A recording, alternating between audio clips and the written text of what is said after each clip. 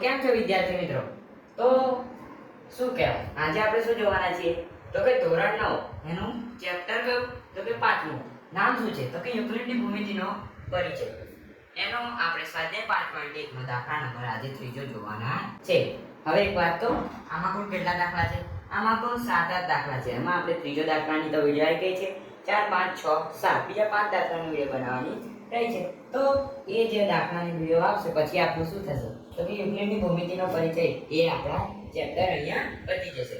તો આજે આપણે સ્વાધ્યાય 5.1 નો દાખલા નંબર ત્રીજો જોવાના છે. એમાં કહ્યું છે નીચે આપેલ પૂર્વધારણાઓનો વિચાર કરો. પણ અહીંયા તો એક આપે છે પૂર્વધારણાઓનો. કેમ? કારણ કે અહીંયા આપણું બોર્ડ ભરાઈ જશે એટલે આપણે પહેલા અહીંયા એક લખી છે, બીજી પૂર્વધારણા પણ અહીંયા જવાની છે. તો પહેલી પૂર્વધારણામાં શું કહ્યું છે? તો કે જો બે ભિન્ન બિંદુ A અને B આપ્યા હોય તો તેમની વચ્ચે હોય તેવું એક બિંદુ C મળે. તો એનો જવાબ શું છે? તો કે હા, બે ભિન્ન બિંદુ A અને B આપ્યા હોય તો તેમની વચ્ચે એક બિંદુ C મળે. કેમ? તો કે એક જ રેખા પર બિંદુ A અને B વચ્ચે C બિંદુ મળે. હવે જો અહીંયા દોરેલી છે, હું પછી એકવાર દોરીને બતાવી દઉં છું. અહીંયા આપણે બે કેટલા લેવાના છે બિંદુ? તો કે બે બિંદુ. જો અહીંયા આપી છે બે ભિન્ન બિંદુ, તો આપણે બે ભિન્ન બિંદુ લીધા. અહીંયા આપણે બે ભિન્ન બિંદુ લઈ લીધા. પછી શું કર્યું છે? તો કે A અને B. તો પહેલા બિંદુમાં આપણે A અને બીજા બિંદુમાં B આપ્યા હોય તો તેમની વચ્ચે એક C બિંદુ મળે. તો હવે આપણે બહાર તો કેટલા બી બિંદુ લઈ શકીએ, પણ તેમની વચ્ચે એક તો અહીંયા મળી શકે, એટલે કે ઓછામાં ઓછું આપણને એક તો અહીંયા મળી શકે બિંદુ. સોરી, અહીંયા જો શું કહ્યું છે? તો કે બે બિંદુ આપ્યા હોય તો આપણે A B લઈ લીધા હોય તો તેમની વચ્ચે એક C બિંદુ મળે તો મળે જ ને. તો અહીંયા આપણે લખી દીધું C. તો તમે જોઈ શકો છો અહીંયા આપણને કહ્યું તો કે A અને B ના વચ્ચે તમે એક બિંદુ મેળવી શકો કે જે છે C. એવું અહીંયા કહ્યું છે, મેં નથી. તો એક બિંદુ એવો છે જે આપણે અહીંયા C લઈ શકીએ છીએ અને આપણે અહીંયા લઈ લીધો છે. તો તમારે શું કરવાનું છે?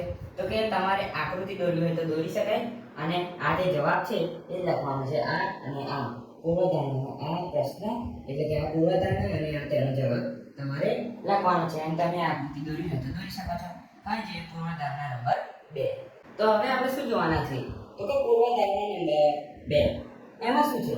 તો કે એક રેખા પર આવેલ હોય તેવા ઓછામાં ઓછા 3 બિંદુઓ મળે.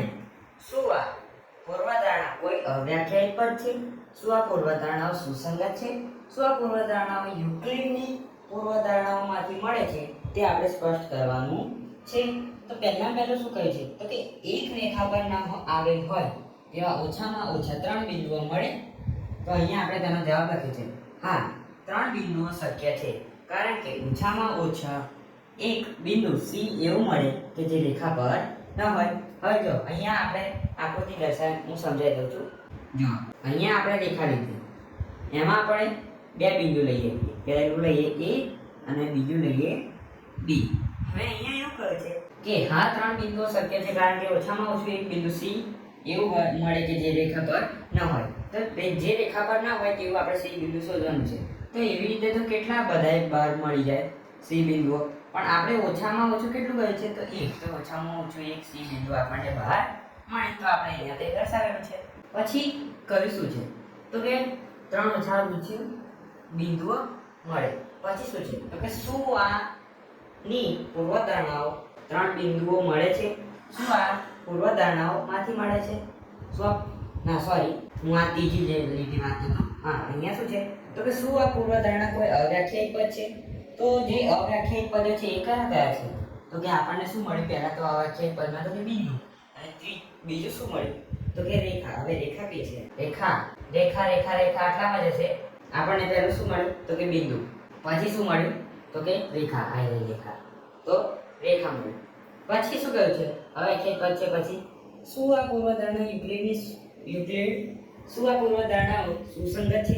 તો કે હા, આ પૂર્વધારણાઓ બે અલગ અલગ કિસ્સા માટે છે, તેથી સુસંગત છે. કેમ? તો કે આ બે અલગ અલગ સિનારીઓ ધરાવે છે, એટલે કે અલગ અલગ છે, તેથી તે સુસંગત છે. પછી છે શું આ પૂર્વધારણાઓ યુક્લિડની પૂર્વધારણાઓમાંથી મળે છે? તો કે ના, આ પૂર્વધારણાઓ યુક્લિડની પૂર્વધારણામાંથી નથી મળતી, પરંતુ પૂર્વધારણા 5.1 ને અનુસરે છે, એટલે 5.1 માંથી મળી છે. પછી એક વખત સમજાવી દઉં છું.